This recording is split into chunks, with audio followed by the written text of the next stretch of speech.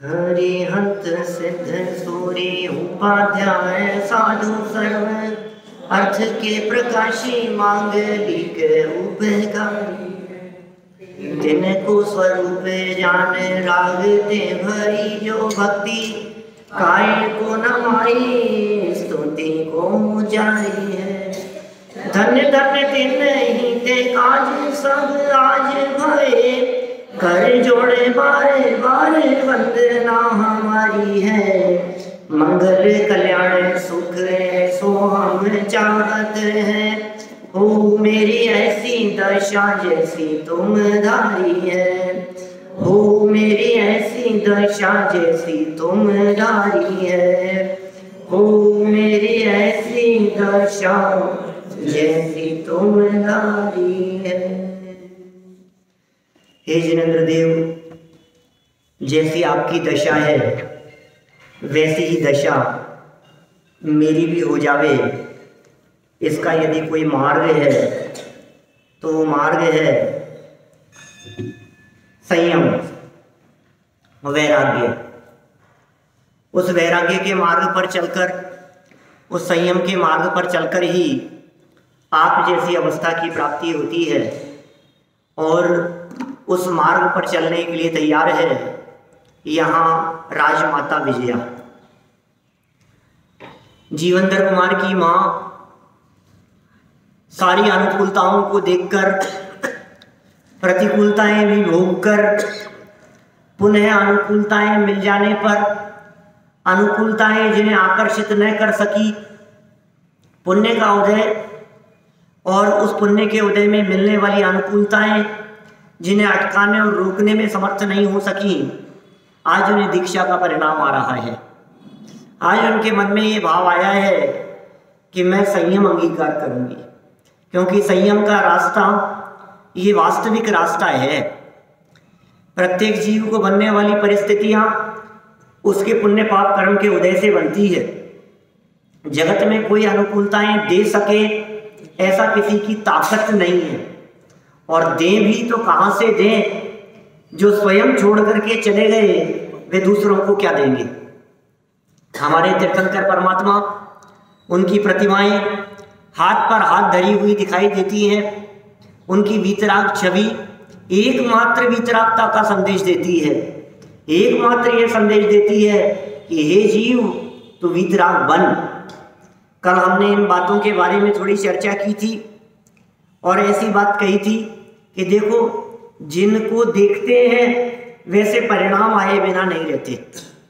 रागियों को देखकर राग के परिणाम, मोहियों को देखकर मोह के परिणाम, और वीतरागियों को देखकर वीतरागता के परिणाम। क्यों है हमारे जिन मंदिरों में ये वीतरागी छवि, ये वीतरागी प्रतिमाएं? इसीलिए है कि वीतरागी को देख और वीतरागी बन। अकर्तापन की प्रतिमाएं, अकर्ता देखो और अकर्ता बनो। इसलिए हाथ पे हाथ धर करके इसलिए बैठे हैं कि किसी से शत्रुता भी नहीं और किसी को आशीर्वाद भी नहीं। क्यों? वो दिखा रहे हैं वीतरागी बनो। वे दिखा रहे हैं कि ये मोह ये दुख का कारण है, ये राग ये दुख का कारण है। जगत में कोई व्यक्ति तुम्हें दुखी नहीं करता। आप अपने मोह से दुखी हो, आप अपने राग से दुखी हो, आप अपनी कषाय से दुखी हो, तो किसे छोड़ना है? बोलो, किसे छोड़ना है? अब यदि ये कहे कि मैं सफेद बालों से दुखी हूं, क्या तो क्या करें? बोलो, कि साफ करा ले सफेद बालों से सुखी है तो नहीं रहेगा, बांस में बजेगी बांसुरी। नहीं हो सकता है। इसको हटाने से काम नहीं चलेगा। मैं इनसे परेशान हूं, इनको हटा दो रास्ते से। अरे भाई, उनको हटाने से काम नहीं चलेगा। तेरे मन में जो उनके प्रति द्वेष बुद्धि है उसे हटाना पड़ेगा।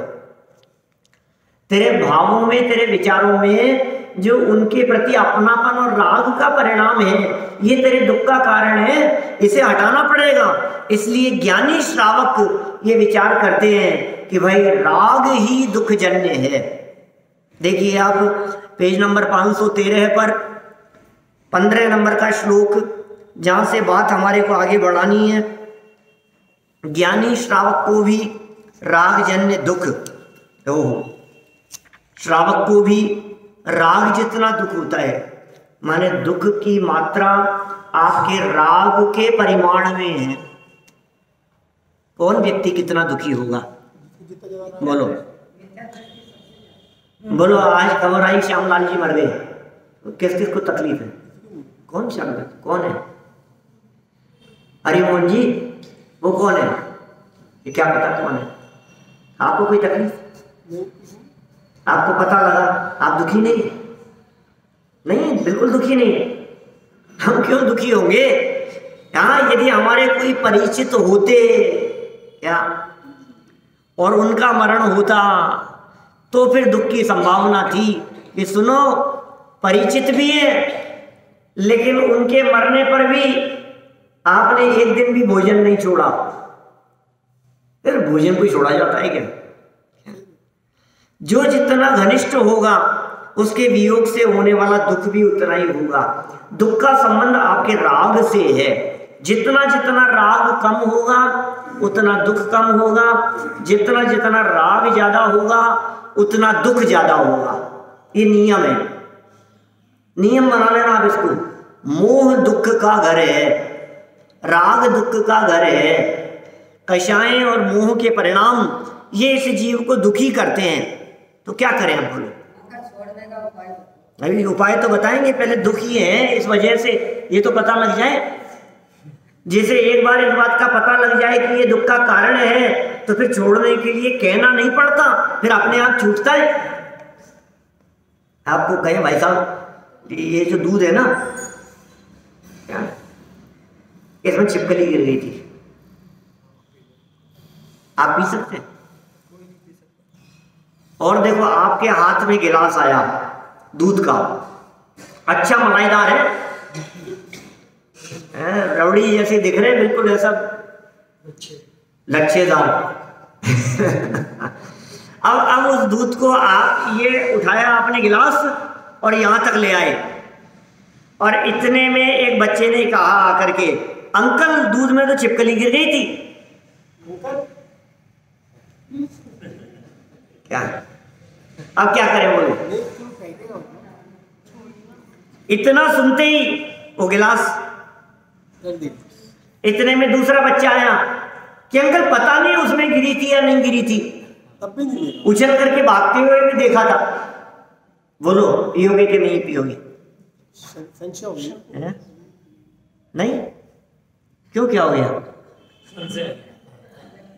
मुझे तो ये कहना है अब उसको त्यागना पड़ेगा, उसको नियम दिलाना पड़ेगा, उसको प्रतिज्ञा दिलानी पड़ेगी कि भैया प्रतिज्ञा लो, जिस दूध में छिपकली गिर गई हो वो नहीं पियोगे। ये प्रतिज्ञा लेने की जरूरत है जैसा मास्टर साहब? बोलो। जरूरत है, उसको नियम दिलाने की जरूरत है। कहते हैं एक बार समझ में आ जाए ना इसकी वजह से दुखी हूं, फिर छोड़ना नहीं पड़ता, फिर छूट जाता है। हाँ, लेकिन एक बात है इसमें मार्मिक बात, कि जिनको तुमने जबरदस्ती गलतफहमी से दुख का कारण जान रखा हो, उन्हें छोड़ करके सुखी होना चाहो तो ये तुम्हारी अज्ञानता है। तुम जबरदस्ती उन्हें छोड़ना चाहते हो। भाई साहब छोड़ने योग्य क्या है पहले ये पहचानो। सारा जगत छोड़ने के चक्कर में उलझा है भैया। दुनिया में जिसको देखो वो छोड़ने के चक्कर में है, और थोड़ा सा छोड़ करके ऐसा समझते हैं कि मैंने कोई बहुत बड़ा काम कर लिया। रात को खाना नहीं खाता साहब, मैं 30 साल हो गए मुझे, तो क्या हो गया भाई साहब? क्या हो क्या गया? रात को खाना नहीं खाते तो कबूतर भी रात को खाना नहीं खाते, मालूम है तुम्हारे को? गाय भी रात को खाना नहीं खाती। हमने कौन सा बहुत बड़ा काम कर लिया, रात्रि भोजन का त्याग कर दिया? तो हमने, आप जैसे लोग जाकर के रात को खिलाओगे तो खा लेगी बेचारी, क्या करे? वो चरने नहीं जाती, जो ग्रामों में होती है ना, जो खेतों में चले जाती। ये आपके गांव की गायें भी ऐसी है। हमने तो याद नहीं देखा।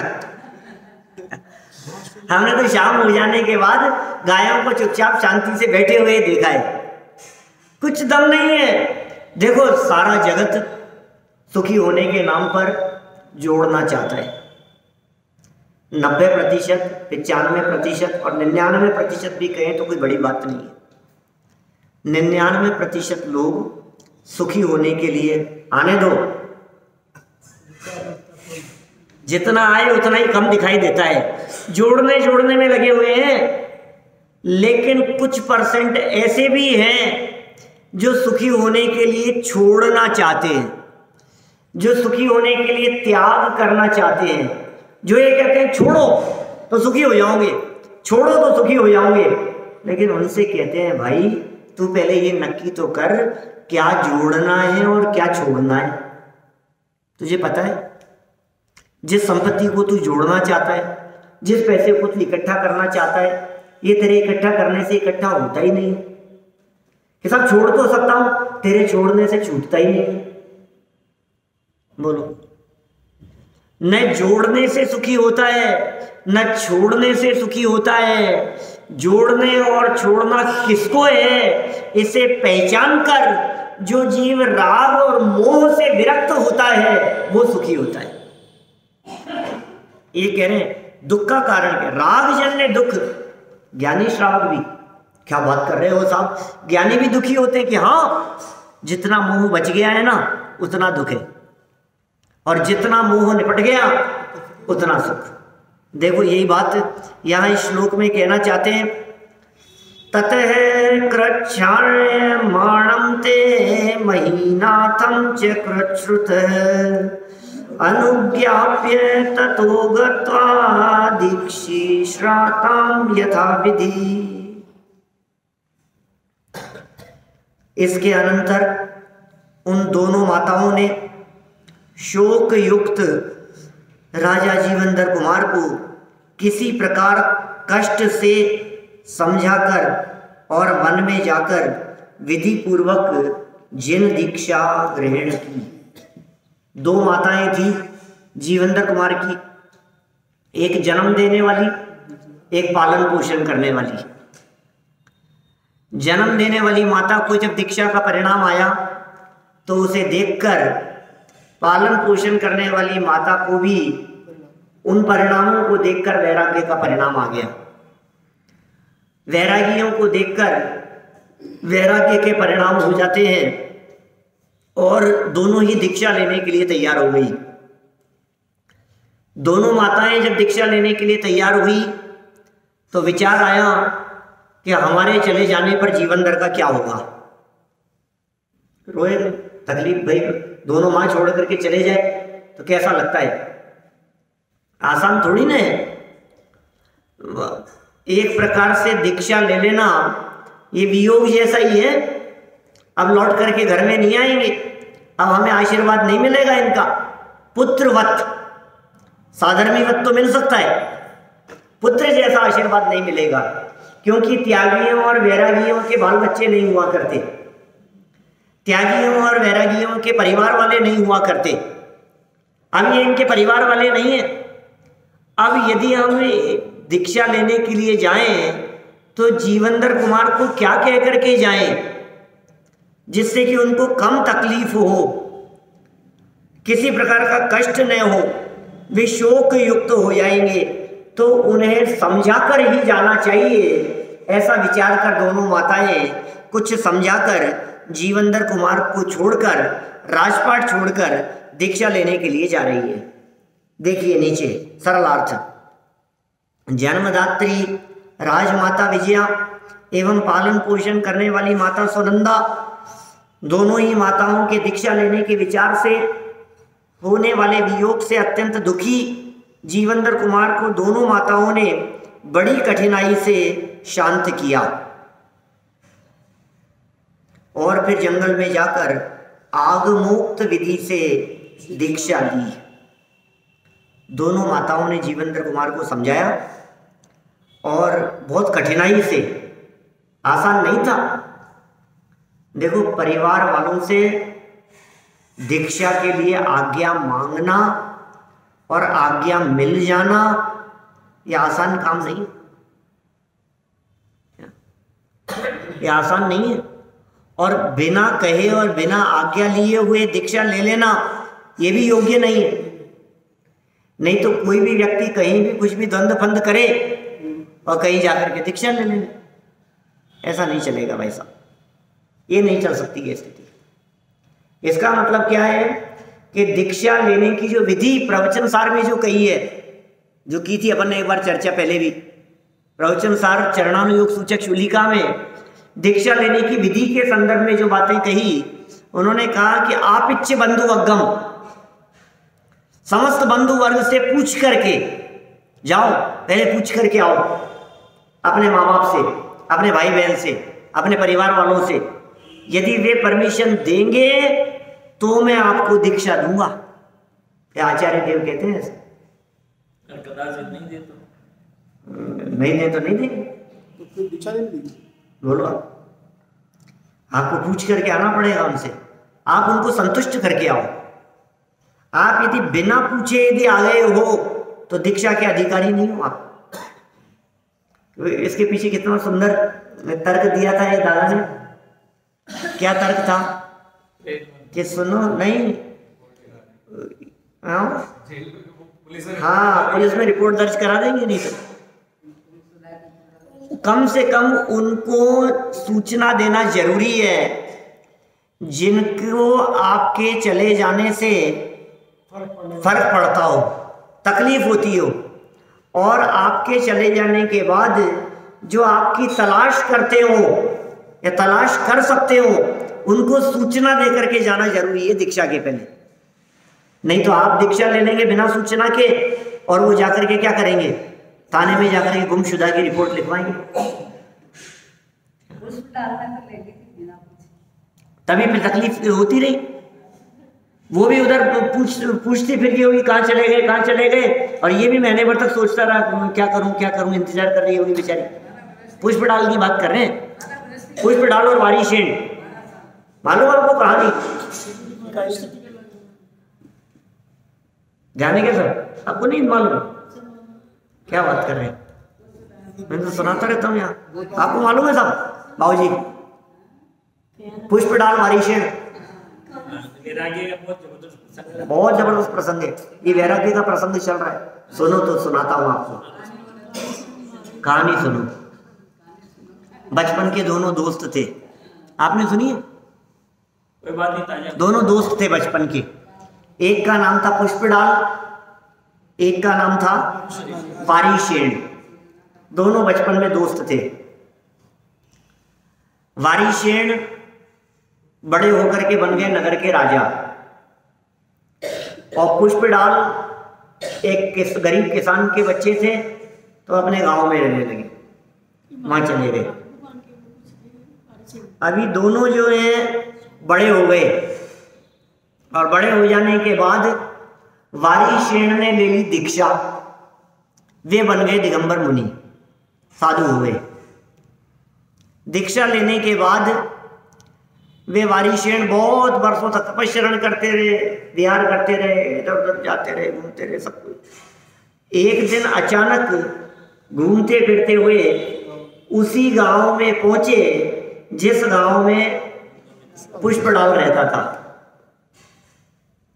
और संयोग से पड़गाहन विधि पूर्वक वो उसी के यहाँ आहार के लिए भी चले गए। किसके यहाँ?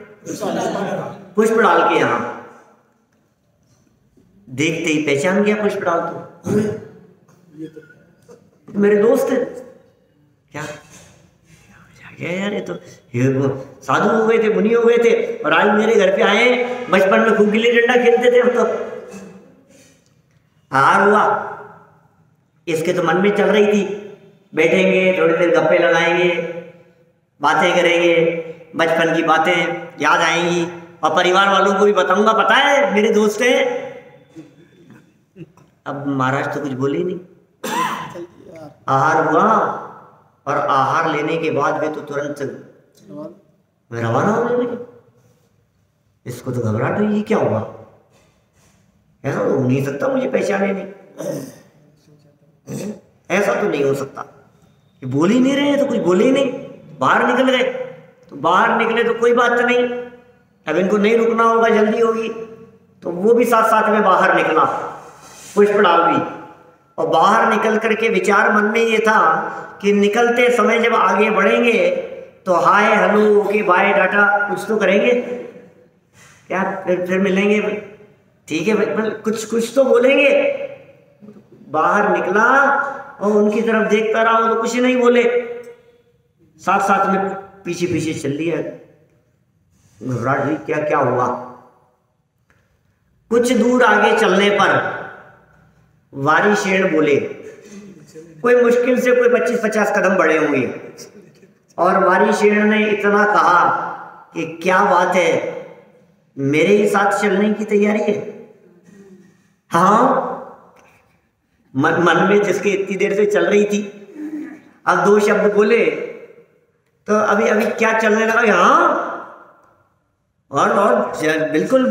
और फिर बोले अब तो बात करेंगे, कुछ ना कुछ तो साथ में ले चल रहे हैं मेरे को। अभी पुराने राजा भी हो गए, महाराज भी हो गए, इतने बड़े आदमी हो गए, अब ये कह रहे हैं, इनको कैसे मना करूं मैं। और साथ साथ में चल दिया। एक पत्नी थी उसकी, तो जी एक पत्नी थी, वो भी एक आंख से कानी थी, एक आंख फूटी हुई थी, पुष्पलाल की। मुनिराज तो कुछ नहीं बोल रहे हैं और चले गए, जंगल तक पहुंच गए। हमारे साथ में रहना है क्या? दीक्षा हो गई, कपड़े लत्ते उतर गए, जंगल में रहने लगा। वारिशेण मुनिराज के साथ में रहने लगे। वे पुष्पलाल मुनि हो गए, वेश बदल गया, लेकिन मन पता है कहां चला गया, कहां अटका हुआ था। मन में शल्य अटकी हुई थी, वो बेचारी इंतजार कर रही होगी। मैं तो कह करके भी नहीं आया, कम से कम कह करके तो आ जाता। उसने तो खाना भी नहीं खाया था, तो मेरे इंतजार में भूखी बैठी होगी। क्या करूं, तो जा भी नहीं सकता, अब तो यहाँ फंस गया मैं तो। अब बोलो अब क्या स्थिति हो रही है। एक दिन हो गया, लेकिन घर में वही पता नहीं बेचारी रो रो करके क्या हाल हो गया होगा उसका। गुमशुदा की तलाश लिखवा दी होगी, कहाँ कहाँ ठोकरें खा रही होंगी, भटक रही होगी, आस पड़ोस में पूछ रही होंगी, घूम रही होंगी, बेहाल हो गई, वही याद आ रही है उसको। जंगल में है, पीछी कमंडल हाथ में है, नग्न दिगंबर दशा है। मुझे आपसे ये पूछना है कि वो मुनि हुए कि नहीं हुए, वो त्यागी हुए कि नहीं हुए?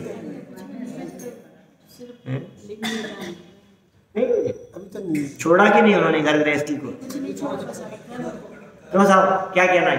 घर गृहस्थी छोड़ी कि नहीं उन्होंने? सुनो सुनो, कहानी खत्म नहीं हुई अभी। मुश्किल से कोई 15-20 दिन हुए होंगे, महीना भर हो गया मान लो। वारिशेण मुनिराज को सब खबर थी, दीक्षा दी थी ना, सब खबर थी कि ये चल क्या रहा है। इसका मन नहीं लगता है कहीं भी, इसका मन तो वो झोपड़ी में अटका है, इसका मन तो पत्नी के साथ में अटका हुआ है, उसके प्रेम में उलझा हुआ है। क्या करें इसके लिए? कुछ ना कुछ उपाय तो सोचना चाहिए। ये मोह जब तक रहेगा तब तक ये जिन धर्मी नहीं हो सकता, मोक्ष मार्गी नहीं हो सकता। वारिशेण मुनिराज ने अपने घर पर अपनी माता के पास में संदेश भेजा। अब अपनी माँ के पास में संदेश भेजा, और संदेश भेजने के बाद क्या संदेश भेजा कि माँ 32 पत्नियां थी इनकी, 32 पत्नियां थी वारिशेण की, और बहुत सुंदर, एक से एक अप्सराओं जैसी। माँ के पास में संदेश भेजा, माँ सभी को सज धज करके तैयार हो करके रहने के लिए कहना, हम आ रहे हैं राजमहल में। अब पहुंचे हैं वहाँ, संदेश पहुंच गया क्या? और मां को भी घबराहट हुई, क्या बात है, मेरा बेटा वैराग्य जैसे हो गया था, जिसने दीक्षा ले ली थी, ये वापस राजमहल में और पत्नियों को सज-धज करके बैठने की कह रहा है, तैयार होने की कह रहा है। मेरा बेटा जिन धर्म को बदनाम करे, ये तो जच नहीं रही है बात। लेकिन क्या करूं, पूछूं भी कैसे, क्या क्या होगा, कोई बात नहीं, निर्णय करना चाहिए। और सोचा कि चलो 2 आसन लगा करके देखते हैं। एक लकड़ी का आसन बिछाते हैं और एक तो सिंहासन है ही, राज सिंहासन। यदि वास्तव में रागी हो गया होगा तो राज सिंहासन पर आकर के बैठ जाएगा, और यदि रागी और मोही नहीं हुआ होगा तो लकड़ी के आसन पर आकर के बैठेगा। ठीक है, पहुंचे वहां। कौन कौन पहुंचे? वारिशेन और पुष्पड़ाल दोनों साथ में वहां पहुंचे, और पहुंच करके लकड़ी के आसन पर जाकर के बैठ गए। माँ की शल्य तो दूर हुई, और माँ को कहा कि बुलाओ सब रानियों को। एक एक करके रानियां सामने से गुजरने लगी और आकर के बगल में आकर के खड़ी हो गई, और इतनी सुंदर कि वो पुष्पडाल देखता ही रह गया कि इतनी सुंदर इनकी पत्नियां, और इन्हें राग नहीं होता, इन्हें इनकी याद नहीं आती। पिछले महीने भर में मैंने एक दिन भी इनको पत्नियों को याद करते हुए नहीं देखा। अब बगल में खड़ी है पत्नियां। मैं आपसे पूछ रहा हूं, कहानी तो लंबी है, मुझे आगे नहीं सुनानी है। मुझे तो आपसे इतना पूछना है कि जो वारिशेन राज दरबार में बगल में पत्नियां खड़ी है और वहां बैठे हुए हैं, वे त्यागी हैं या नहीं है? परिग्रही है या नहीं है? मोही है या नहीं है? नहीं है। और वो जो थे ना पुष्पडाल, वे जंगल में अकेले पीछे कमंडल के साथ बिना कपड़े लत्तों के, वो परिग्रही है या नहीं है? वो मोही है या नहीं है? वो रागी है या नहीं है? 2 बातें कह दी मैंने आपसे, आप ही कह रहे हो ये बात। ये है जैन धर्म। एक व्यक्ति अपनी पत्नियों के बगल में राजमहल में बैठा हो, उसे आप कह रहे हो त्यागी, और एक व्यक्ति घर बार परिवार छोड़कर जंगल में बैठा हो, उसे आप कह रहे हो परिग्रही। हाँ भाई साहब, ऐसा ही है। परिग्रह का संबंध इस बात से नहीं है कि आप कहाँ बैठे हो, परिग्रह का संबंध इस बात से है कि तुम्हारे अंदर क्या बैठा है, परिणामों से। तुम कहाँ बैठे हो नहीं, तुम्हारे अंदर क्या बैठा है, उससे संबंध है। बहुत, ये तो लंबी बात कह दी मैंने, एक छोटी सी बात कहता हूँ कभी कभी मैं। एक सेठ जी, कई फैक्ट्रियां चल रही है जिनकी लंबा चौड़ा व्यापार है, बिजनेस है, फैक्ट्रियां हैं, एफडियां है, बैंक बैलेंस है, लॉकर है, जमीन जायदाद सेठ जी के नाम है। वे सेठ जी यदि किसी मुनिराज के दर्शन करने के लिए गए और वहां जाकर के बैठे, मुनिराज का उपदेश सुन रहे हैं, परिग्रही है या नहीं? तो लिए जी सब परिग्रही है। यहाँ साहब परिग्रही है। वो कैसे परिग्रही है? जेवर तो साथ में लाए ही नहीं है, फिर भी परिग्रही। जमीनें साथ में थोड़ी ना लाए हैं, फिर भी परिग्रही। कि हाँ हाँ, फिर भी परिग्रही है। कि बैंक बैलेंस बैंक में ही है, एफडियां साथ में नहीं लाए हैं, यहाँ कोई बात नहीं, तो भी है तो सेठ जी के नाम, परिग्रही है ना? परिग्रही मानोगे ना आप उनको? अच्छा चलो कोई बात नहीं, आप लोग मंदिर आए, क्या परिग्रही हो या नहीं हो? कितना परिग्रह है भैया? कितना परिग्रह है आपका? आपके पास कितना परिग्रह है बताओ? तो कुछ भी नहीं है साहब, तो सब छोड़ छाड़ करके आ गए। छोड़ छाड़ के आ गए आप? छोड़ छाड़ के आए हैं? वो सेठ जी भी ऐसे ही जंगल में पहुंचे थे मुनिराज के दर्शन करने के लिए, कुछ भी साथ नहीं ले गए। फिर भी परिग रही है ना। चलो कोई बात नहीं, बात तो आगे कहता हूँ। 5 मिनट बाद मुनिराज का उपदेश सुनने के उपरांत सेठ जी का मन बदल गया, विचार बदल गए, चिंतन बदल गया, सोच बदल गई और मुनिराज से निवेदन करके उन्होंने वहीं दीक्षा अंगीकार कर ली। बतलाओ अब परिग्रही है या नहीं है? अब नहीं है। आपको मालूम है अभी भी बैंक में साइन इन्हीं के चलते हैं, एफडीआई इन्हीं के नाम है, सारी फैक्ट्रियां इन्हीं के नाम से चल रही है। आप कह रहे हो परिग्रही नहीं है? इतने लॉकर, बैंक बैलेंस, एफडीआई सब इनके नाम है, आप कह रहे हो परिग्रही नहीं है? क्या नहीं है? क्या छूटा भाई साहब? 10 मिनट पहले क्या था और अब क्या नहीं है, क्या फर्क है? ये कह रहे हैं यहाँ पे, ये बात कह रहे हैं यहाँ। अब क्या छूटा? मोह छूटा है। समझ में आ रही है बात? इसका मतलब बाहर में कुछ भी छूट जावे उससे इस जीव के त्यागी होने और न होने का कोई संबंध नहीं है, लेकिन यदि मोह छूट जावे तो ये जीव त्यागी हो जाता है। त्याग का संबंध, परिग्रह त्याग का संबंध मोह छूटने से है। ये मोह खतरनाक है, ये दुख का कारण है। ये जीवनधर कुमार के मन में माओं के प्रति मोह है और उन्हें कैसे शांत किया जाए ये विचार करके दोनों माताओं ने उसे समझाया और आगमोक्त विधि से जाकर जिन दीक्षा ले ली। देखिए आप, राजा जीवनधर कुमार सम्यक दृष्टि विशेषार्थ में कह रहे हैं, ज्ञानी एवं तद्भव मोक्षगामी थे। वे माताओं के वियोग से दुखी क्यों हुए? प्रश्न है हमारा। तो मोक्षगामी थे, ज्ञानी थे, वो दुखी क्यों हुए, शोक क्यों किया? ऐसा प्रश्न मन में उत्पन्न होने स्वाभाविक है। इन प्रश्नों का उत्तर निम्नानुसार है, सुनो। आत्मा में श्रद्धा, ज्ञान, चारित्र आदि अनंत गुण है। किसमें है ये अनंत गुण? कौन सी आत्मा में?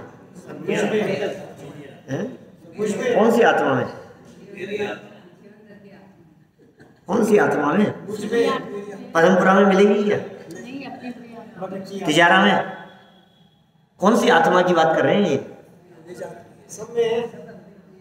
ये जो शरीर दिखाई देता है ना आईने के सामने खड़े होने पर, इसके अंदर है एक आत्मा। ये जो दिखता है इसके अंदर है एक आत्मा, वो मैं हूं।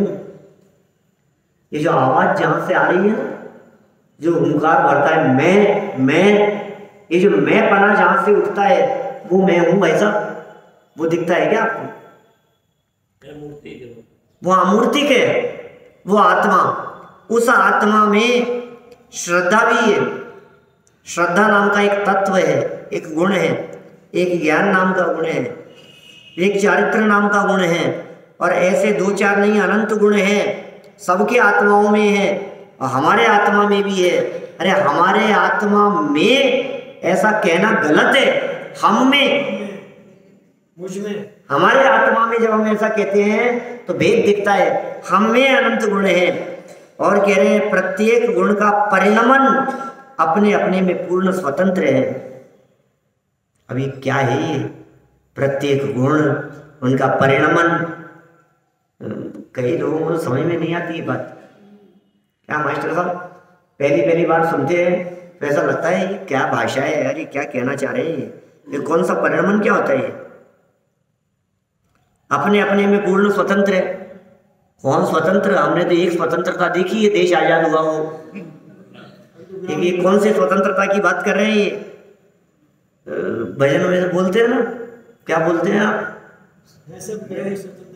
है सब द्रव्य स्वतंत्र जगत में, कोई न किसी का काम करे। सब द्रव्य भी स्वतंत्र है, कोई किसी का काम नहीं करता है। आपको शिकायत है इस बात से ये हमारा काम नहीं करते, आपको शिकायत है इस बात से ये हमारा सहयोग नहीं करते। आपको लगता है अरे साहब इतना सा काम बताया था वो तक नहीं किया इन्होंने। ये सुनो भाई, कोई किसी का काम करता नहीं।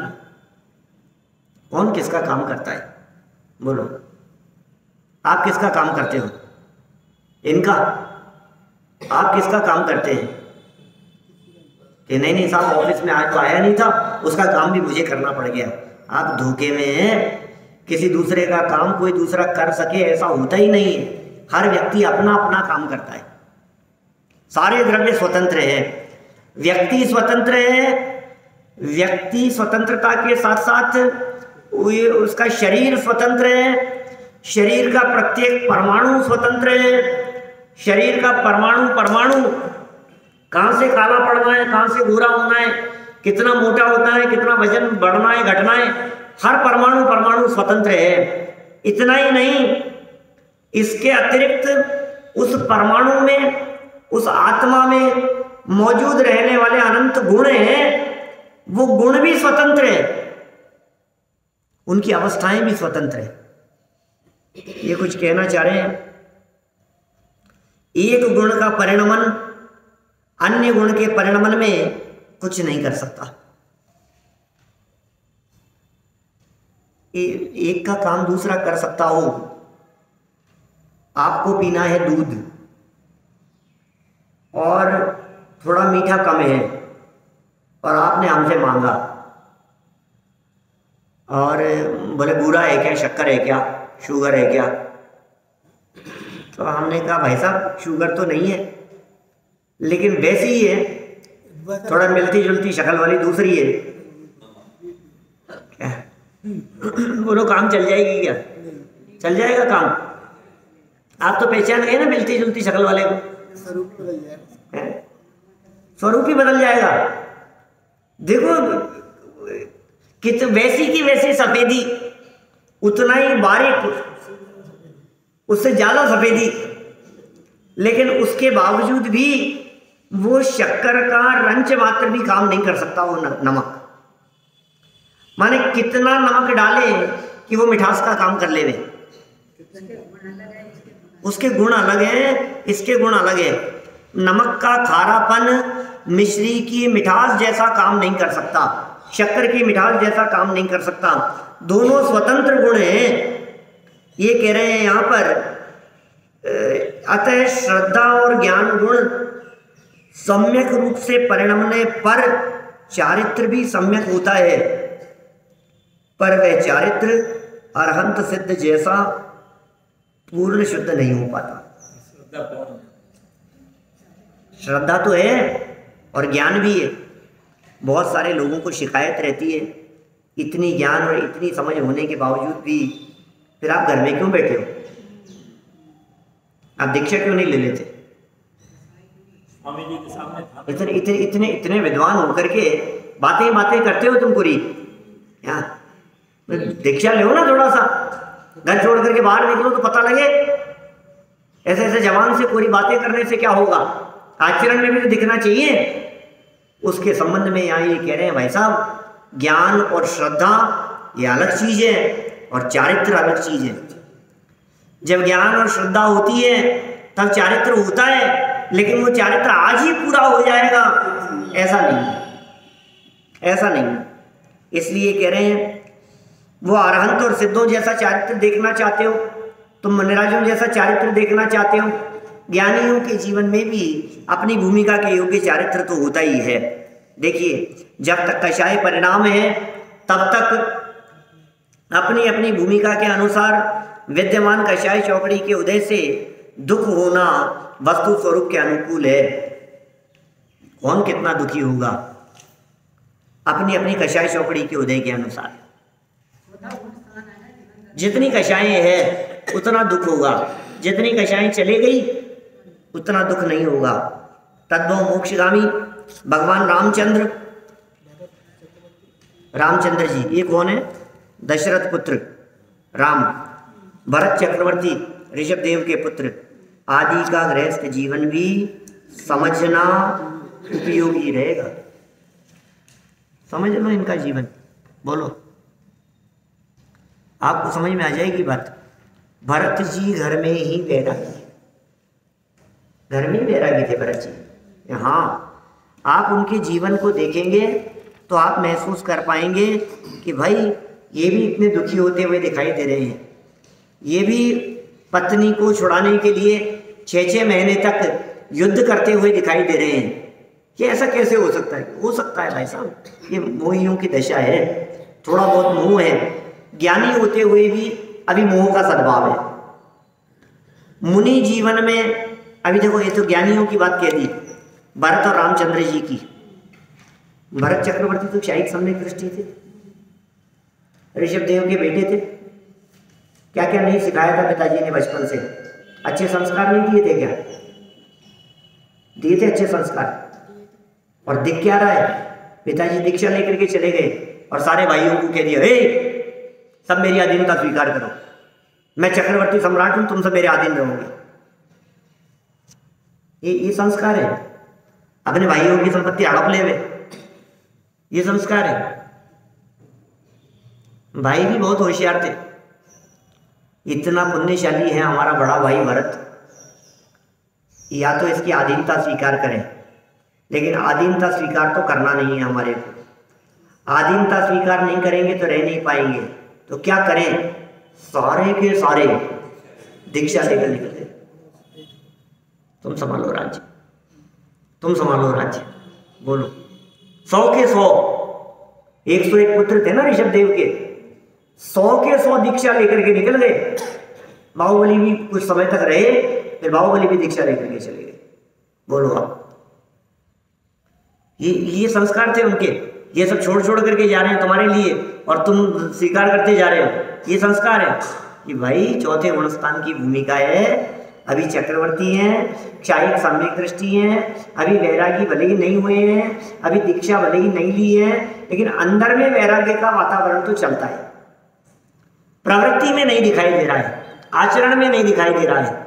रामचंद्र जी के बाहरी जीवन को देखोगे आप, राजा थे, राजकुमार थे, तो आपको नहीं दिखेगा। बाद में ली दीक्षा, जब समय आएगा तो दीक्षा भी लेंगे।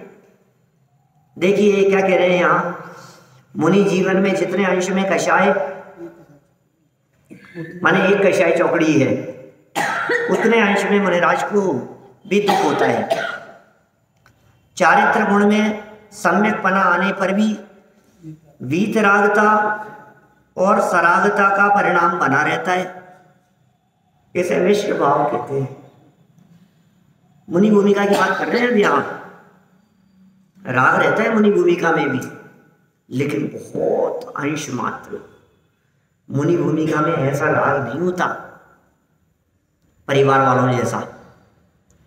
ये मेरी पत्नी है, ये मेरे बच्चे हैं, ये मेरा परिवार है, ये तो मेरे दोस्त हैं, ऐसा राग भाव नहीं होता मुनि भूमिका में। भूमिका के अनुसार साधर्मी वात्सल्य जैसा राग भाव किंचित रहता है उनके जीवन में भी।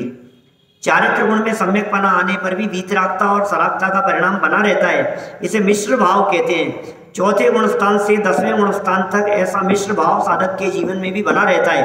अतः माताओं के वियोग में राजा जीवनधर कुमार का दुखी होना भूमिका अनुसार युक्ति संगत ही है। ये बात इन्होंने यहाँ कही है कि भाई साहब युक्ति संगति है, दोनों धाराएं चलती है। वास्तव में बाहरी चर्म चक्षुओं से देखने पर ज्ञानी की अंतरंग परिणति को आप पहचान नहीं पाओगे, अंदर में क्या चल रहा है। बाहर से भोगी दिखते पर योगी अभ्यंतर में। ऐसे थे भरत जी, दिखाई दे रहा है कुछ और अंदर में परिणाम चल रहे हैं और कुछ। वैराग्य में वातावरण, वैराग्य में परिणति भरत जी के अंदर से निरंतर चला करती थी। ज्ञानियों की जीवन इन आंखों से दिखेगा क्या? इन चमड़े की आंखों से क्या देखना चाहते हो तुम? इन चमड़े की आंखों से तुम्हारे को कुछ नहीं दिखता। इन चमड़े की आंखों से देखकर तुम इतना अनुमान लगा सकते हो कि ये बहुत खुश हैं, लेकिन उनकी खुशी कैसी है ये नहीं देख सकते। इन चमड़े की आंखों से किसी को देखकर अनुमान लगा सकते हो कि ये दुखी है, लेकिन कितने दुखी हैं ये नहीं देख सकते। इन चमड़े की आंखों से किसी व्यक्ति के सर दर्द का अनुमान नहीं लगा सकते आप, कितना दर्द है। किसी व्यक्ति की पीड़ा का अनुभव नहीं कर सकते आप। न आंखों से देख सकते हो, न जबान से वर्णन कर सकते हो। ये जबान इतनी अशक्त है किसी भी बात का वर्णन करने में कि यदि आपसे रसगुल्ले का स्वाद पूछा जाए, आपने खाया है क्या? रसगुल्ला वो किया जा सकता है उसका। खाया है? कैसा होता है भाई साहब? मीठा होता है, नहीं नहीं, कैसा कैसा होता है? बताया नहीं जा सकता। स्वाद बताओ उसका। अब मीठे में भी कितना मीठा मीठा मीठा होता है? नहीं, बोलो कुछ तो बोलो आप उसके बारे में। मीठा? अच्छा, मेरा प्रश्न ये है कि मीठा तो मैं समझ गया, लेकिन कैसा मीठा होता है? उसकी तुलना किसी मैंने कभी रसगुल्ला खाया नहीं, आप मुझे बताओ रसगुल्ला कैसा होता है? आम जैसा मीठा हैं? घी कैसा होता है? स्वाद तो बताओ उसका। रसगुल्ले का स्वाद कैसा होता है? अच्छा है कि खराब है? कि बहुत अच्छा है, खाओ। नहीं, कैसा अच्छा है, कैसा मीठा है, ये तो बताओ। मिश्री जैसा कि नहीं? तो गुड़ जैसा? अरे नहीं, गुड़ जैसा नहीं। तो गन्ने जैसा कि नहीं? तो शक्कर जैसा? तो चाशनी जैसा मीठा होता है कि नहीं? तो कैसा होता है? एप्पल जैसा? अनार जैसा? नहीं, कुछ तो बताओ यार उसके बारे में। बोल सकते हो आप? ये है जवान की हालत। रसना इंद्रिय से बताया नहीं जा सकता, चक्षु इंद्रिय से देखा नहीं जा सकता। क्या? जब आप आंख से देखते हुए स्वाद के बारे में, स्वाद चखते हुए भी उसके बारे में बोल नहीं सकते हो, आप ज्ञानियों को देख करके उनके बारे में क्या बताओगे कि ज्ञानियों का जीवन कैसा होता है? बोलो, क्या दिखेगा तुम्हें? ऊपर से शरीर दिखाई देगा, और शरीर जो दिखाई देता है, शरीर के दिखने में कुछ दम नहीं है। क्योंकि शरीर के दिखने में तुम्हारे को मोटा पतला दिखता है, गोरा काला दिखाई देता है, लेकिन ज्ञानी का ज्ञान शरीर का मोहताज नहीं हुआ करता। उनकी विद्वत्ता शरीर के अनुसार नहीं हुआ करती। शरीर भिन्न है और ज्ञानी का ज्ञान और योग्यता भिन्न है, इसलिए पकड़ में नहीं आ सकती भाई साहब वो चीज। हम कितना भी पकड़ने की कोशिश करें, हम बाहर से देख, अरे साहब इतने समझदार होकर के बिजनेस करते हैं, इतने ज्ञानी होकर के दुकान पर बैठते हैं, इतना पढ़ लिख करके भी कमाते हैं। अरे कमाते हैं, 6 खंड कमाएगा और 96,000 से शादी करेगा। क्या? और फिर भी क्षायिक सम्यक दृष्टि और तद्भव मोक्षगामी, और जब वैराग्य का परिणाम अंदर में छाएगा तो मिनट नहीं लगेगी दीक्षा लेने के बाद केवल ज्ञान प्राप्त करने में।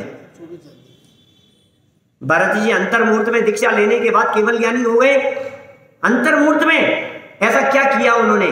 कितने समय तक तपस्चरण किया, कितने समय तक साधना की उन्होंने, कितने दिन, कितने उपवास किए? तुम्हें लगता है ना कि उपवास करने से कल्याण होगा? हम तुमसे पूछना चाहते हैं, भरत जी ने कितने दिन के उपवास किए?